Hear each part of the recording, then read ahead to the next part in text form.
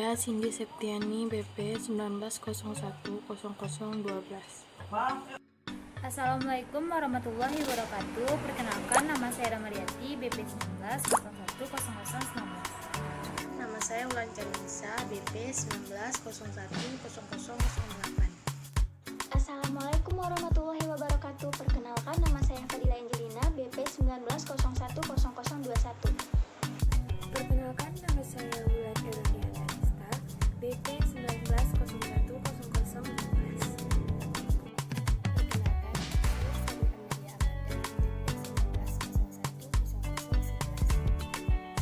Assalamualaikum warahmatullahi wabarakatuh. Perkenalkan, nama saya Suci Indah Fitri, BP 19010020. Perkenalkan, saya Dinda Udana Devani, BP 19010002. Perkenalkan, nama saya Lisa Fehrediana, BP 19010013.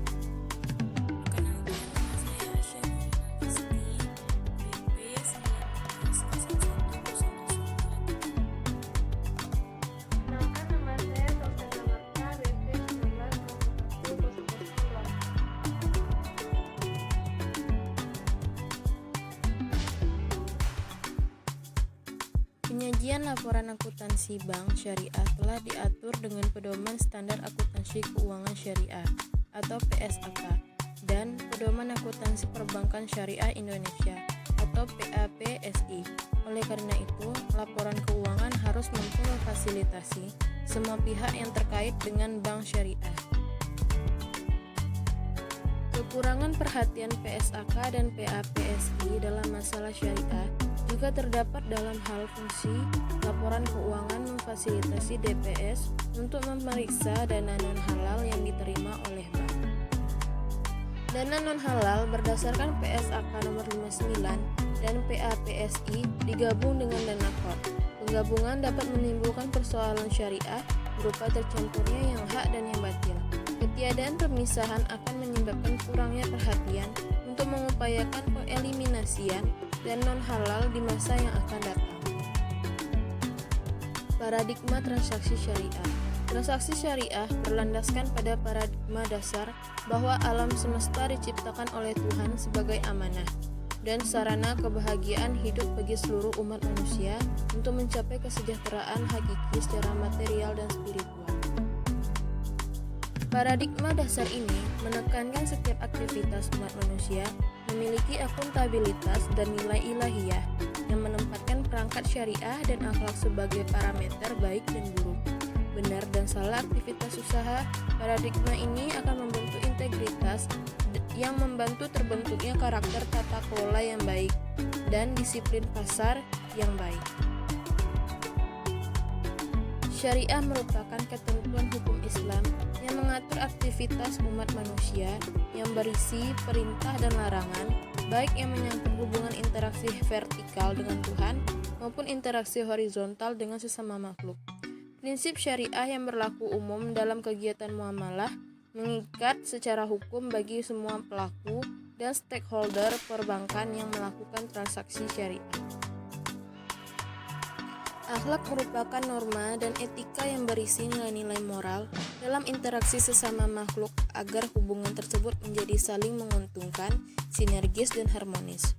Transaksi syariah berasaskan pada prinsip yang pertama persaudaraan atau ukhuwah, yang kedua keadilan atau adalah, yang ketiga kemaslahatan atau maslahah, yang keempat keseimbangan atau tawazun, yang kelima universalisme atau syumuliyah.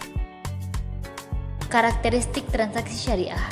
Transaksi syariah terikat dengan nilai-nilai etis meliputi aktivitas sektor keuangan dan sektoril yang dilakukan secara koheren tanpa dikotomi, sehingga keberadaan dan nilai uang merupakan cerminan aktivitas investasi dan perdagangan. Implementasi transaksi yang sesuai dengan paradigma dan azas transaksi syariah harus memenuhi karakteristik dan persyaratan sebagai berikut. 1.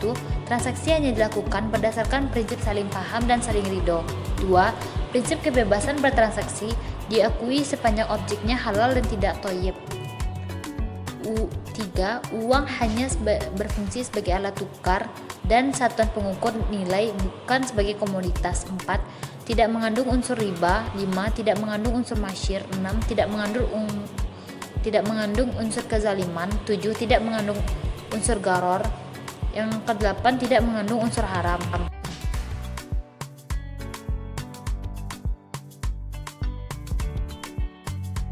Yang ke-9, tidak menganut prinsip nilai waktu dari uang atau time value of money karena keuntungan yang didapat dalam kegiatan usaha terkait dengan risiko yang melekat pada kegiatan usaha tersebut sesuai dengan prinsip al-gunmu bil gurmi atau no gain without accompanying risks.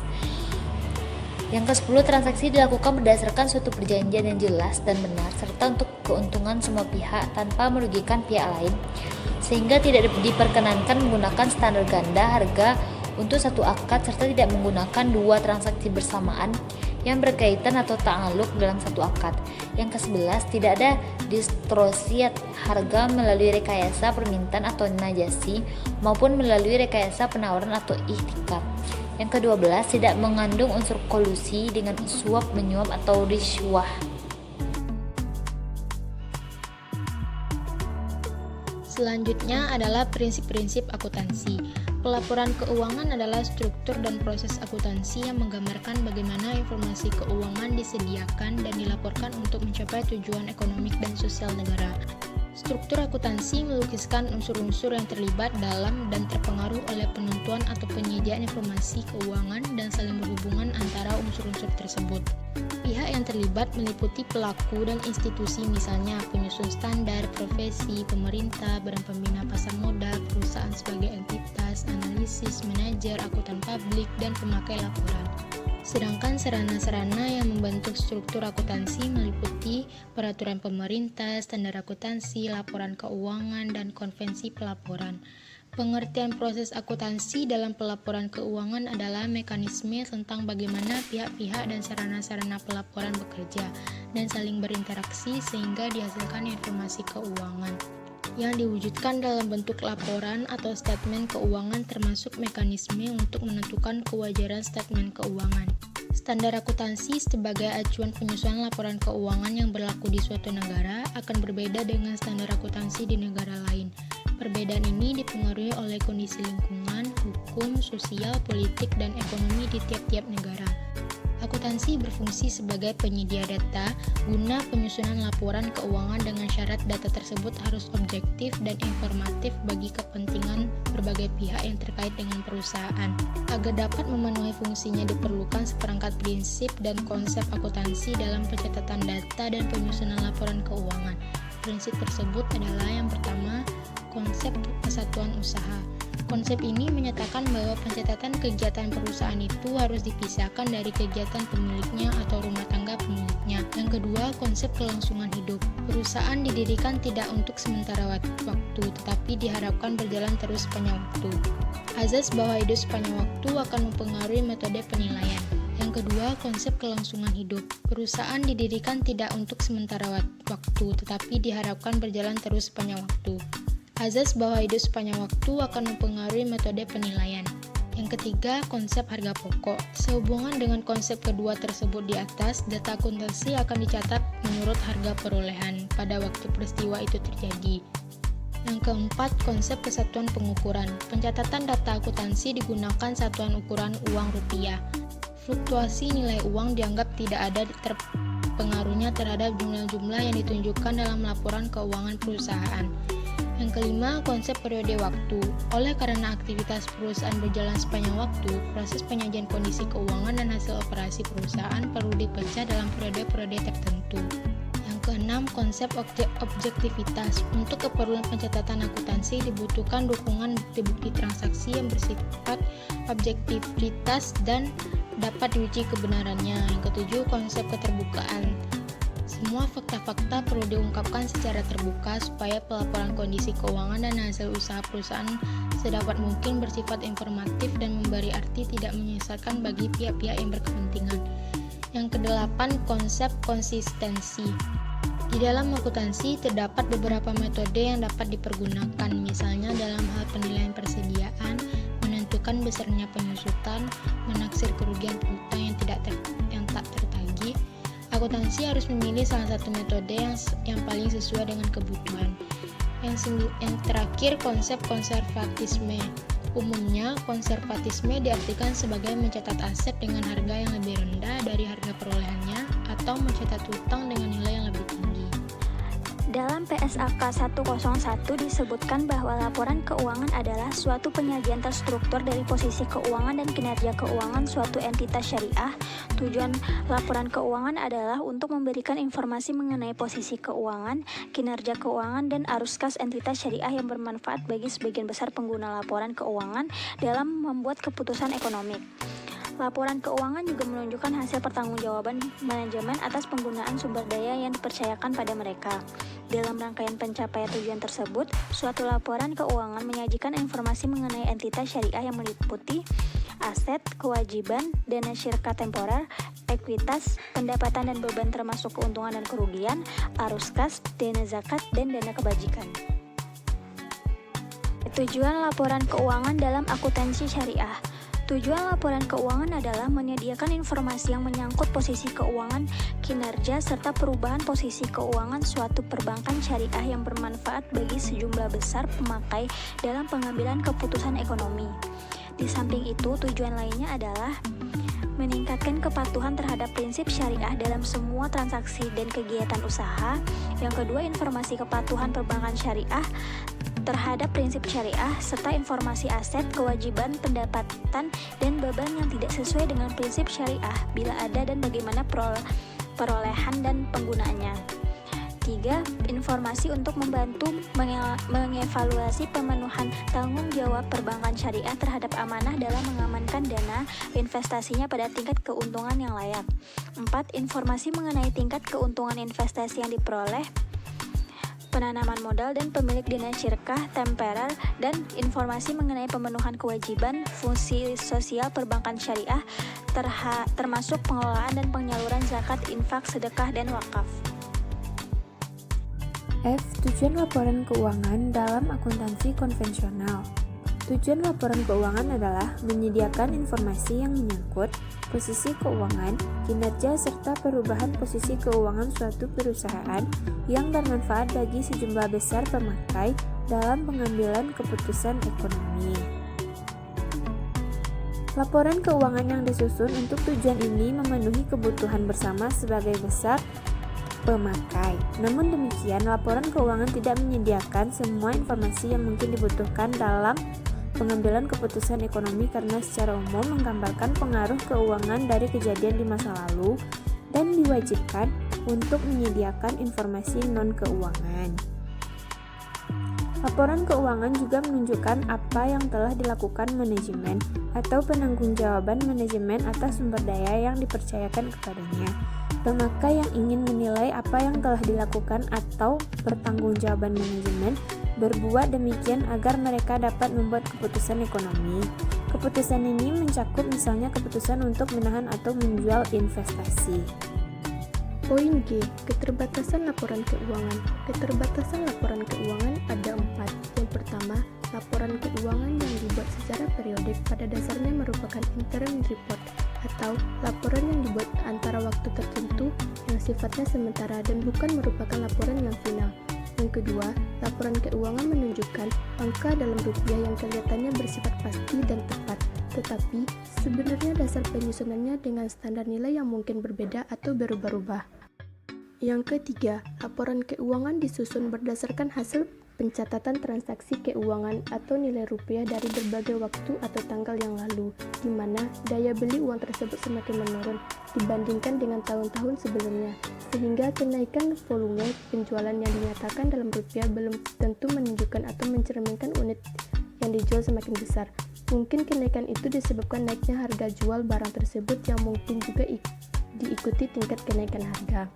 Yang keempat, laporan keuangan tidak dapat mencerminkan berbagai faktor yang dapat mempengaruhi posisi atau keadaan keuangan perusahaan, karena faktor-faktor tersebut tidak dapat dinyatakan dengan satuan uang.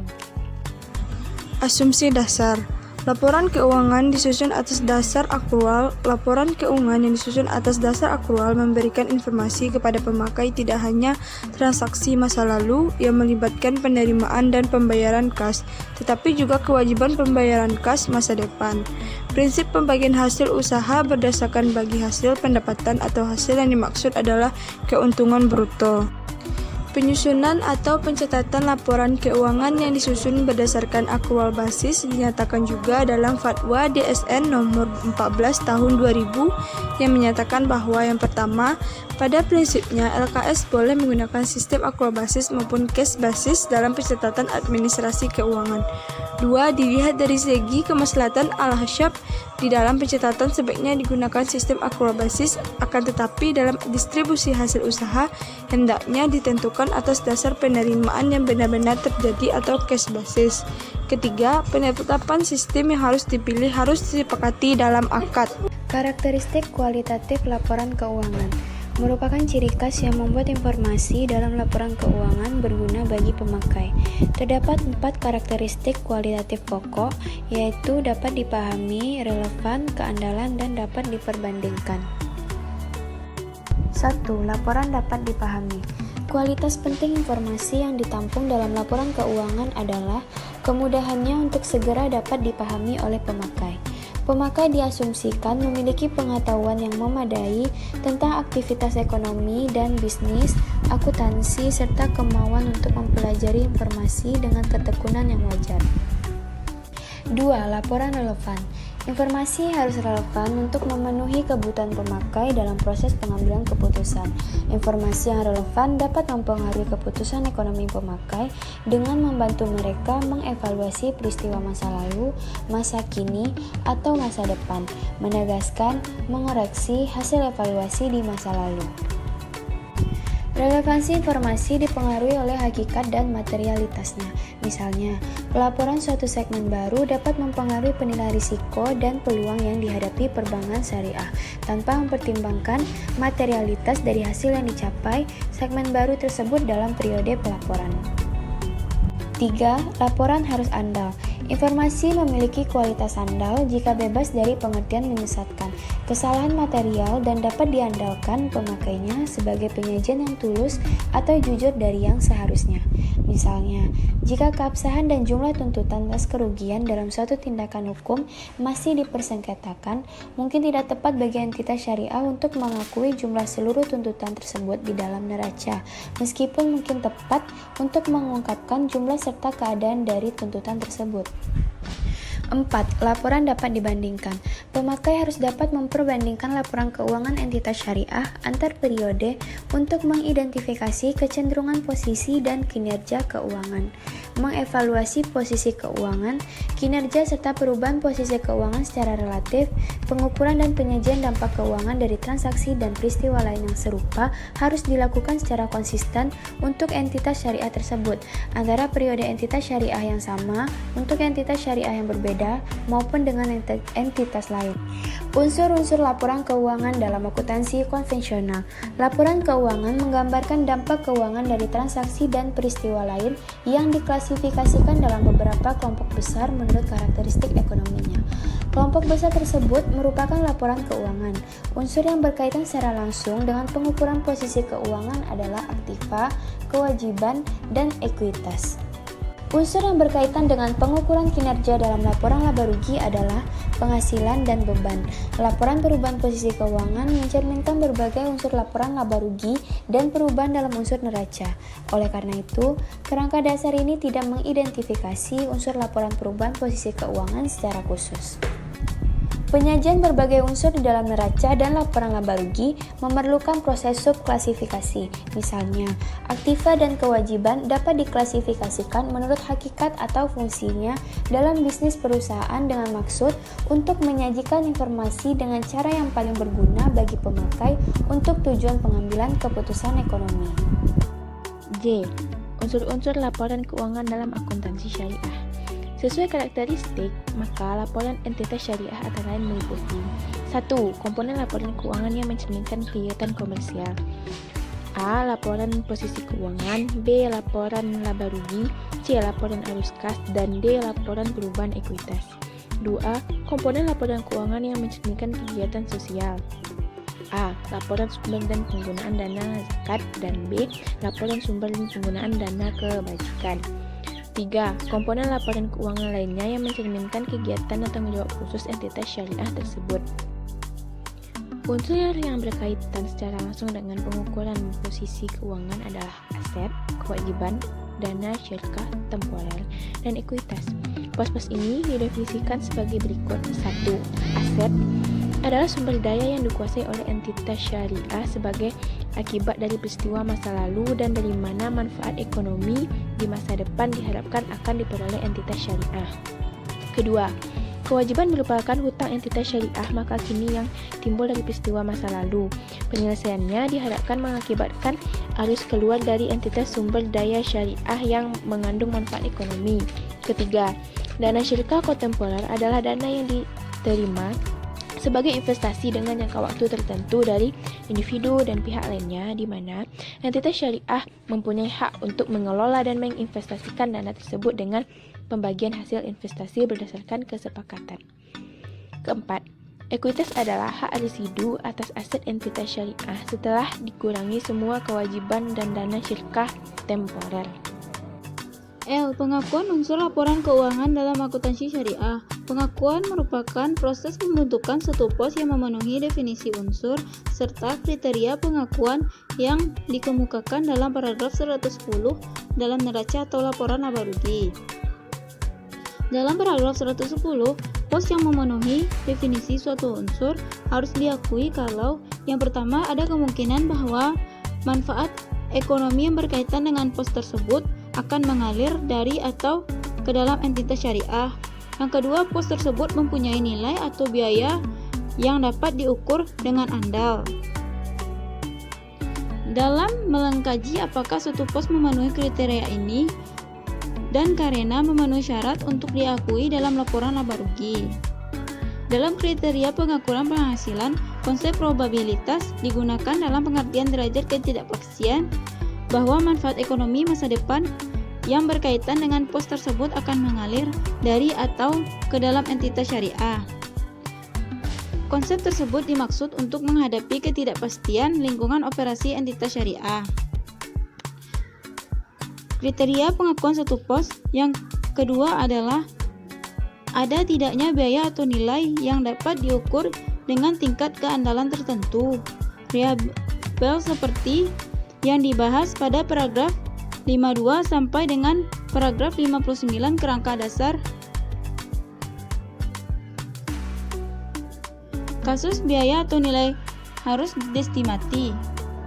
Penggunaan estimasi yang layak merupakan bagian esensial dalam penyusunan laporan keuangan tanpa mengurangi tingkat keandalan. Namun demikian, kalau estimasi yang layak tak mungkin dilakukan, pos tidak diakui dalam neraca atau laporan laba rugi.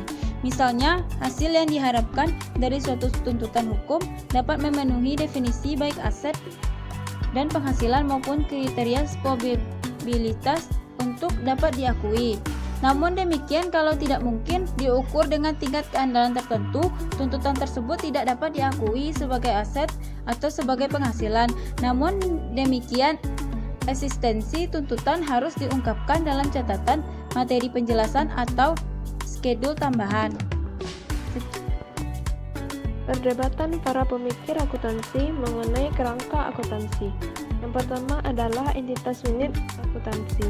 Konsep ini diartikan bahwa setiap perusahaan adalah suatu unit akuntansi yang terpisah dan harus dibedakan dengan pemiliknya atau dengan perusahaan lain. Terdapat beberapa teori tentang kepemilikan, di antaranya yang A, property theory, di mana kepemilikan terhadap perusahaan tercermin pada akun ekuitas sehingga persamaannya adalah aset dikurangi kewajiban sama dengan ekuitas.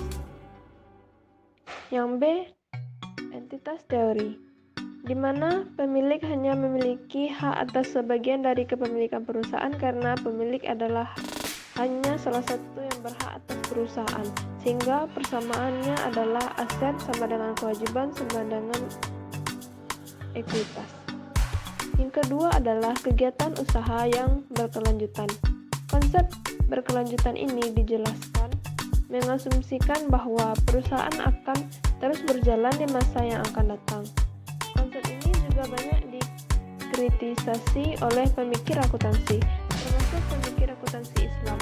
Mereka yang menolak konsep ini, Adnan dan Gafakin pada tahun 1997, beralasan bahwa semua makhluk adalah fana, tidak dapat hidup selamanya, dan hanya Allah yang akan terus hidup selamanya.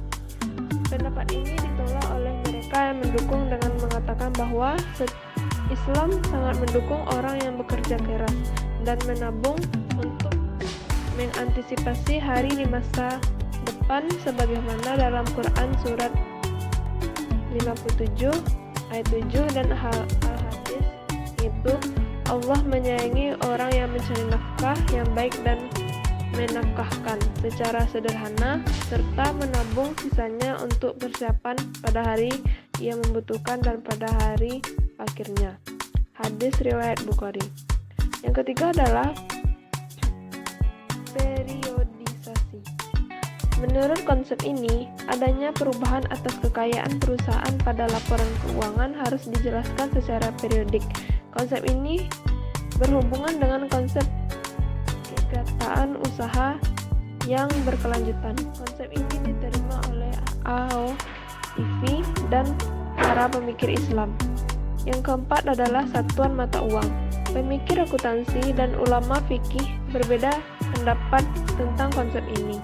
Antara lain adalah Ahmad Napir pada tahun 2007 yang menyatakan bahwa penggunaan uang sebagai alat perhitungan dalam lingkungan inflasi tinggi sangat dipertanyakan. Atiyah pada 1989 mengusulkan penggunaan emas dan perak sebagai alat ukur karena kedua berkomoditas tersebut memiliki nilai yang konsisten dan penentuan nisab zakat juga menggunakan komoditas tersebut. AOPI menerima konsep ini berdasarkan hasil pertemuan The Islamic Academy di Kuwait pada bulan Desember 1988 yang menyatakan bahwa utang seharusnya dinilai pada jumlah uang tanpa melibatkan perusahaan nilai uangnya. Pemikir akuntansi yang menerima konsep ini bersikap pragmatis karena belum ada metode yang lebih baik lagi mengatasi masalah ini. Yang kelima adalah konservatif, merupakan konsep yang digunakan oleh akuntan untuk melaporkan nilai yang rendah untuk aset dan pendapatan serta nilai yang tinggi untuk kewajiban dan beban.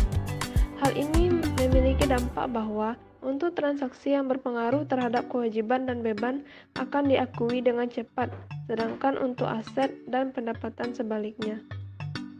Yang keenam adalah harga perolehan, merupakan konsep di mana aset dicatat sebelum kas atau setara dengan kas yang dibayarkan pada aset memperoleh sesuatu, sedangkan kewajiban dicatat pada jumlah uang yang akan diterima dari pertukaran atas kewajiban. Pemikir akuntansi Islam lebih memilih untuk menggunakan nilai sekarang dibandingkan harga perolehan khususnya untuk merealisasikan zakat.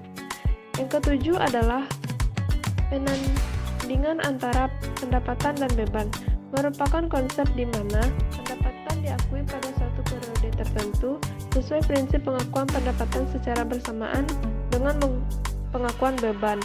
Penelitian akuntansi Islam berbeda tentang konsep ini. Mereka menganggap konsep ini kurang penting karena akan lebih baik melakukan penelitian laba dengan pendekatan aset liability sehingga jika aset bersih naik berarti telah terjadi laba. Yang kedelapan adalah dasar akrual. Konsep ini menyatakan bahwa pengakuan pendapatan dilakukan saat suatu manfaat itu diperoleh.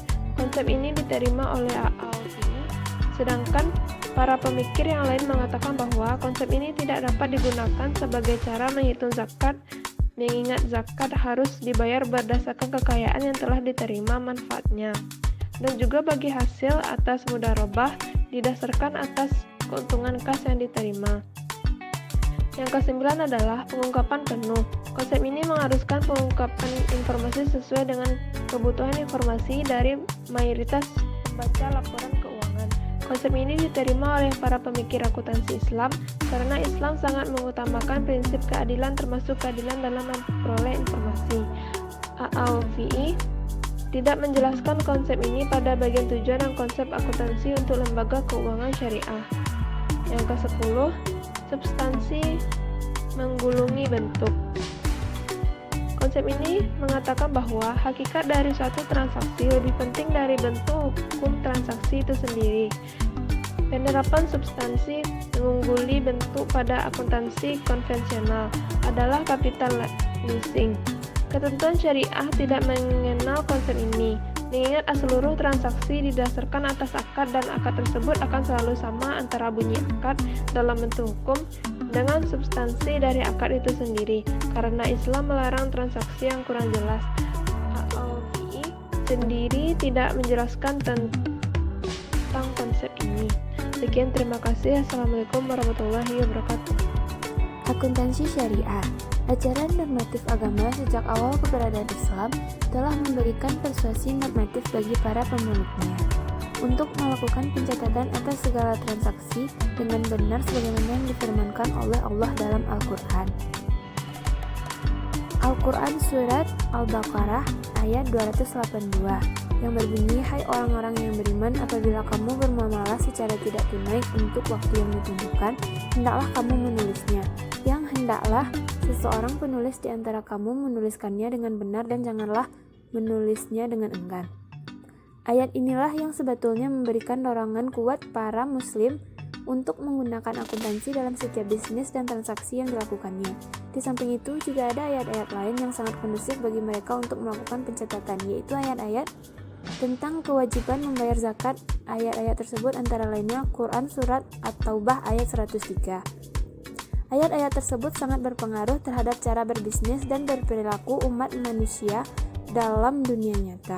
Ayat tersebut tidak sekedar norma, tetapi adalah praktik yang bisa membumi dalam bentuk perilaku kehidupan manusia. Umat Islam menangkap ayat-ayat Al-Quran tidak berhenti pada tingkat normatif, tetapi diterjemahkan pada tatanan praktik sehingga menjadi nyata dalam dunia bisnis. Perkembangan awal akuntansi. Pada awalnya, akuntansi merupakan bagian dari ilmu pasti, yaitu bagian dari ilmu pengetahuan yang berhubungan dengan masalah hukum alam dan perhitungan yang bersifat memiliki kebenaran absolut. Sebagai bagian dari ilmu pasti yang berkembang bersifat akumulatif, maka setiap penemuan metode baru dalam akuntansi akan menambah dan memperkaya ilmu akuntansi tersebut. Bahkan, pemikir akuntansi pada awal perkembangannya merupakan seorang ahli matematika seperti Luca Pacioli dan Musa Al-Khwarizmi. Akuntansi dalam Islam merupakan alat untuk melaksanakan perintah Allah Subhanahu wa taala dalam Al-Qur'an surah Al-Baqarah ayat 282 untuk melakukan pencatatan dalam melakukan transaksi usaha. Implikasi lebih jauh adalah keperluan terhadap suatu sistem pencatatan tentang hak dan kewajiban, pelaporan yang terpadu dan komprehensif. Sebagaimana bunyi dari surat Al-Baqarah ayat 282.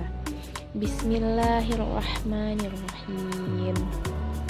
Ya ayyuhalladzina amanu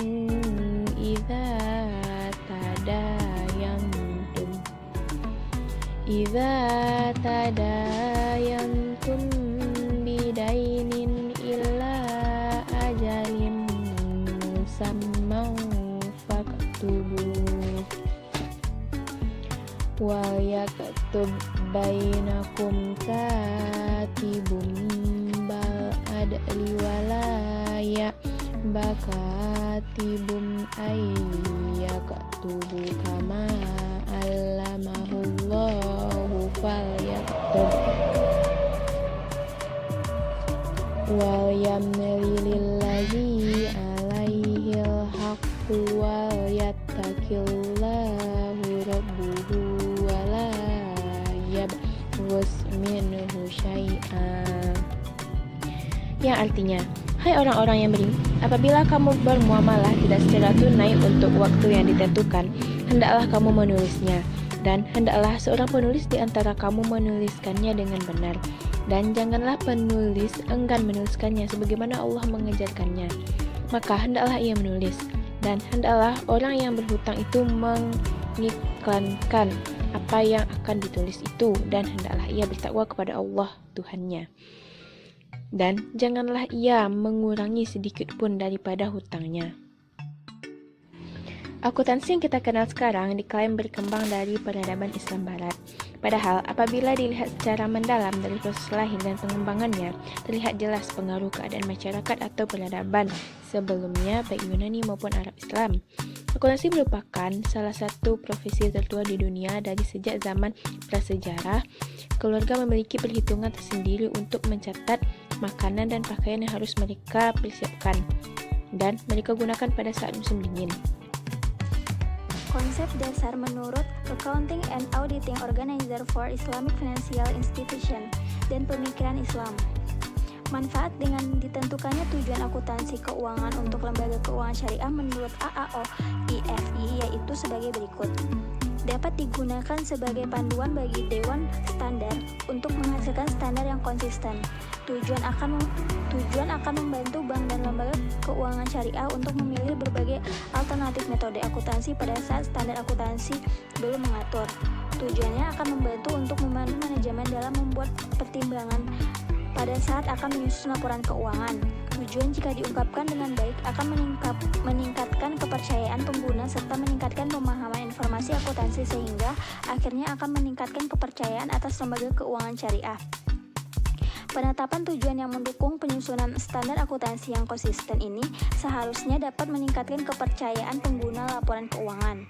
Pendekatan yang digunakan oleh para pemikiran Islam dalam AAOIFI untuk menyusun tujuan laporan keuangan lembaga keuangan syariah adalah dengan cara mengambil seluruh pemikiran akuntansi kontemporer yang berlaku kemudian melakukan tes dan analisis apakah pemikiran tersebut sejalan atau bertentangan dengan syariat Islam. Jika diketahui konsisten atau sesuai maka akan diterima, sedangkan jika diketahui tidak sesuai maka akan ditolak. Hal ini didasarkan atas kemudahan dan tingkat penerimaan oleh masyarakat luas atas konsep dasar.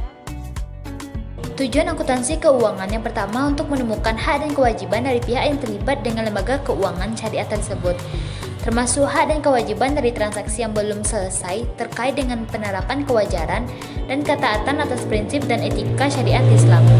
Yang kedua, untuk menjaga aset dan hak-hak lembaga keuangan syariat Islam.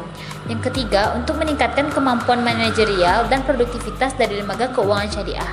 Yang keempat, untuk menyiapkan informasi laporan keuangan yang berguna kepada pengguna laporan keuangan sehingga mereka dapat membuat keputusan yang tepat dalam berhubungan dengan lembaga keuangan. Yang kelima, untuk menyiapkan informasi laporan keuangan yang berguna kepada pengguna laporan keuangan sehingga mereka dapat membuat keputusan yang tepat dalam berhubungan dengan lembaga keuangan.